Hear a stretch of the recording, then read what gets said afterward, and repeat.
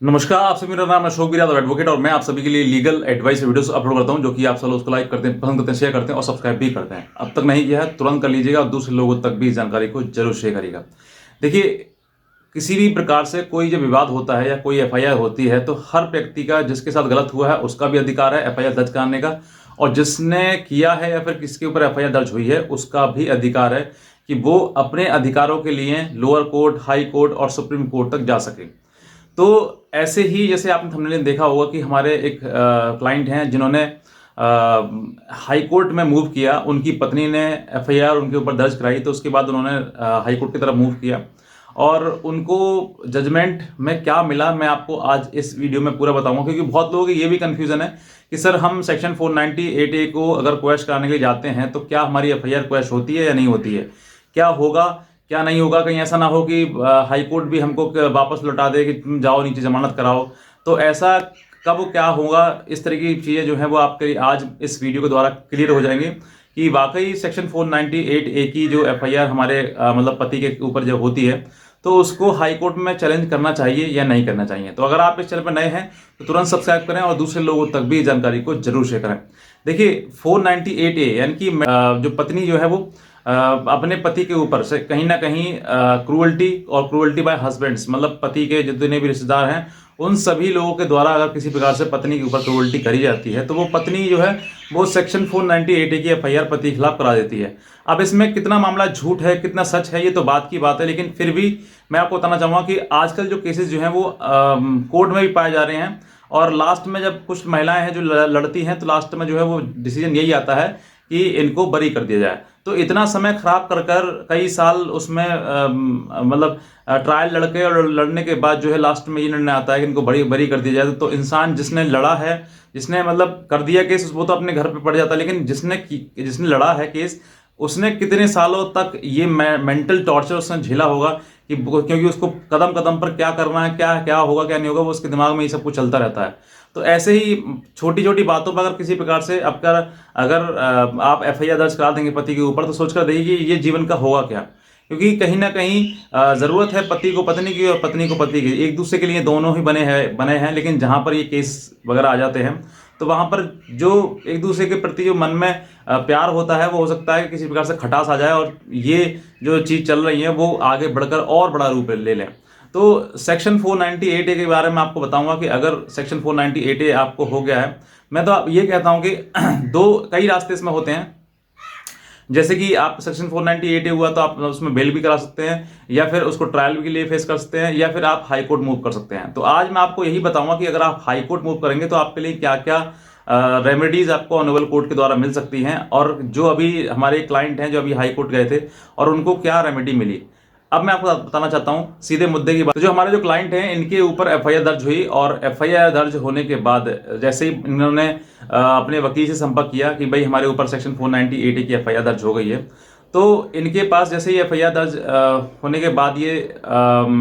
थाने में संपर्क किया उन्होंने, तो इनको पुलिस ने जो है सेक्शन 41 सीआरपीसी का नोटिस सर्व किया और उनसे नोटिस सर्व करने के बाद उनको नोटिस भरवा लिया इनसे। जैसे ही इनको नोटिस भरा दिया फिर पुलिस ने जो है इनको किसी प्रकार से गिरफ्तारी करने का कोई भी राइट खत्म हो जाता है, क्योंकि अब गिरफ्तार नहीं कर सकती पुलिस, क्योंकि उसने सेक्शन 41 का जो नोटिस है वो आपको सर्व कर दिया और आपने उसको रिसीव कर लिया। तो अब जो है वो आपको कोई दिक्कत नहीं आएगी। अब बात करते हैं कि जो इन्वेस्टिगेशन होता है उसमें क्या है, क्योंकि फर्स्ट आपकी एफआईआर दर्ज होगी तो उसके बाद इन्वेस्टिगेशन होगा और इन्वेस्टिगेशन का कंप्लीट होने के बाद जो है उसमें चार्जशीट या फिर एफआर लगेगी। तो इन्होंने काफ़ी कोशिश करी, हर चीज़ के बताया, लेकिन कहीं ना कहीं कहते ना कि कोर्ट पुलिस भी महिलाओं के प्रति जो रवैया है वो बहुत ठीक रखती है, मतलब कि उनका ही ज़्यादा फेवर करती है। तो इस केस में भी 498 में भी यही हुआ कि महिलाओं के द्वारा मतलब जो कहानी लिखाई गई थी पति के खिलाफ, तो वही उसी की कहानी के आधार पर जो है पति के खिलाफ चार्जशीट लगाकर कोर्ट में दाखिल कर दी गई थी। अब ये जैसी दाखिल की वैसे ही हर इंसान जो है वो बचने के लिए कुछ ना कुछ सोचता है कि भाई मुझे इन सब चीज़ों से बचना है। तो वो उसने जो है बिना परवाह किए हुए कि भाई कोर्ट में क्या जजमेंट होगा, क्या हमारा निर्णय आएगा, कुछ नहीं, उन्होंने सीधे जो है हाई कोर्ट इलाहाबाद को उन्होंने मतलब रुख किया कि हमारे खिलाफ जो एफआईआर लिखी गई है वही झूठी है। दूसरी जो चार्जशीट बनाई गई है उसमें हमारी बात कोई सुनी ही नहीं गई है, हमसे कोई किसी प्रकार का जो पूछना है या हमारे एविडेंस है वो हमसे लिए ही नहीं गए, हमसे पूछा ही नहीं गया, और ना ही हमारे ऊपर कोई एलिगेशन बनते हैं। ये सब कुछ फॉल्स एलिगेशन लगाए गए हैं। मारना पीटना, दहेज मांगना, हमने कभी दहेज की मांग नहीं की इनसे, और ना ही हम किसी प्रकार के, ये पत्नी ही है जो बार बार घर पे आती है, पुलिस को फ़ोन कर देती है, लड़ती है, झगड़ती है और घर से छोड़ कर चली जाती है। तो ये कई प्रकार के एलिगेशन उन्होंने पत्नी के ऊपर हाई कोर्ट में जाकर लगाए, क्योंकि अब तक जो केस था थाने में वो था पत्नी वर्सेस पति, लेकिन जहां पर आपको हाई कोर्ट मूव कर जाते हैं तो पति वर्सेस पत्नी हो जाता है, यानी कि जो चीज़ें हैं वो सारी उल्टी हो जाती हैं। तो अब जो है उन्होंने इतनी सब कुछ बातें बताई वहाँ पर ऑनरेबल कोर्ट के द्वारा, और ये एविडेंस के साथ में जब अपनी रिट सेक्शन 482 482 में दाखिल करने का, तो उस पर एक डेट पड़ी और सेकंड डेट पर उनको हियरिंग उनकी आ गई, मतलब सुनने के लिए उनको ऑनरेबल कोर्ट ने बुला लिया। जैसे ही बुलाया, जैसे सामने आई रिट आई, तो उसमें उनको सुनते हुए दूसरी पार्टी को भी बुला लिया गया, मतलब कि उसको जो पत्नी है उसको भी नोटिस भेज दिया गया कि आप आइए, अपनी बात रखिएगा। जिस तरीके से अपनी उनको नोटिस पहुंचा, तो लड़की जो है पत्नी भी वो कोर्ट में हाई कोर्ट के सामने हाजिर हो गई, और हाजिर होने के बाद दोनों का जैसे ही आमना सामना हुआ, तो ऑनरेबल कोर्ट ने निर्णय लिया कि इन दोनों का एक बार मतलब किसी प्रकार से मेडिटेशन कराया जाए और लोअर कोर्ट की जो प्रोसीडिंग उसको स्टे कर दिया जाए। तो लोअर कोर्ट में, क्योंकि लोअर कोर्ट में अगर ऑनरेबल कोर्ट मतलब हाई कोर्ट में अगर किसी प्रकार से मेडिटेशन में टाइम लगता है, तो लोअर कोर्ट में जो है वो प्रोसीडिंग चलती रहती है और वहाँ से वारंट सम्मन चलते रहते लगातार। तो इस वजह से जो है ऑनरेबल कोर्ट में क्या किया कि लोअर कोर्ट की प्रोसीडिंग को थोड़ा स्टे किया जाता है और आप दोनों का मेडिटेशन कराया जाता है। तो उन दोनों की बात सुन, क्योंकि फैमिली मैटर है और फैमिली मैटर एकदम से निर्णय नहीं लिया जाता है, उसमें भी धीरे धीरे टाइम लगता है कि भाई किसी प्रकार से घर ना बिगड़े, क्योंकि एक घर बिगड़ने का मतलब एक परिवार, और परिवार का मतलब पूरा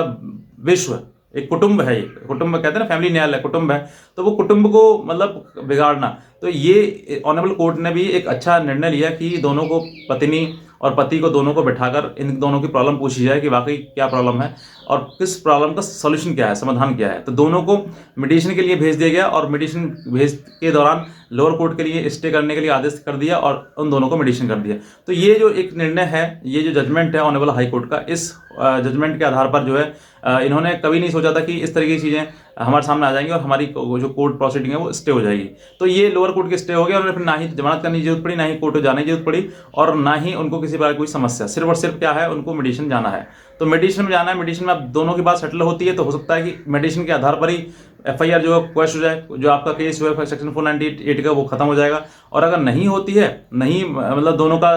जो सेटलमेंट नहीं हो पाता किसी प्रकार से, तो ये जो स्टे है वो तो कम से कम बना ही रहेगा। तो अगर आप ये सोचते हैं कि सर हाई कोर्ट में हमें रिलीफ नहीं मिलेगा या फिर हमें पता नहीं क्या होगा क्या नहीं, तो आप ऐसा नहीं सोचना है। आपको अगर आपके खिलाफ कोई झूठी एफआईआर कराई गई है, यही नहीं, सेक्शन 498 की बात नहीं करता मैं, और भी कोई केस आपके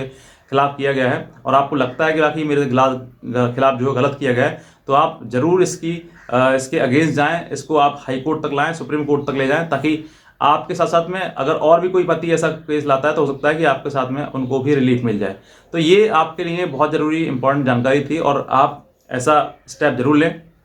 क्योंकि ये जो झूठे केसेस जो है वो काफ़ी बढ़ रहे हैं, इनकी तादाद लगातार बढ़ती चली जा रही है। और महिलाएं भी पता नहीं क्या सोचती हैं कि अपने पति पर फटाफट केस दर्ज कराती हैं और सोचती हैं कि अब हम घर बैठेंगे और इसको जेल जाना होगा। तो ये गलत धारणा है मन में, मतलब एक दूसरे के प्रति। और दूसरा, ये सब घर बिगाड़ने वाली चीज़ें हैं। अगर आप ऐसा सोचेंगे तो डेफिनेटली घर तो बिगड़ना है ही। मैं सोचता हूँ कि आपको घर ना बिगड़े तो कम से कम आप एक अच्छे रास्ते पर चलें। बहरहाल जो भी आपको लगता है उचित आप वो करिएगा, लेकिन फिर भी मैं आपके कहना चाहता हूँ कि घर परिवार बनाना बहुत ज़रूरी है। आज आपको ये चीज़ें छोटी मोटी चीज़ लगती होंगी, लेकिन जब जीवन आगे बढ़ेगा और आपको एक दूसरे की बहुत ज़्यादा ज़रूरत होगी, तब आप पछताएंगे कि मैंने गलत निर्णय ले लिया। बहरहाल अगर आप इस चैनल में नए हैं तुरंत सब्सक्राइब करिएगा, और हमसे कोई लीगल एडवाइस अगर आप लेना चाहते हैं तो आप लीगल एडवाइस दिए उन नंबर पर हमसे ले सकते हैं। बाकी आज का वीडियो देखना आप सभी बहुत धन्यवाद।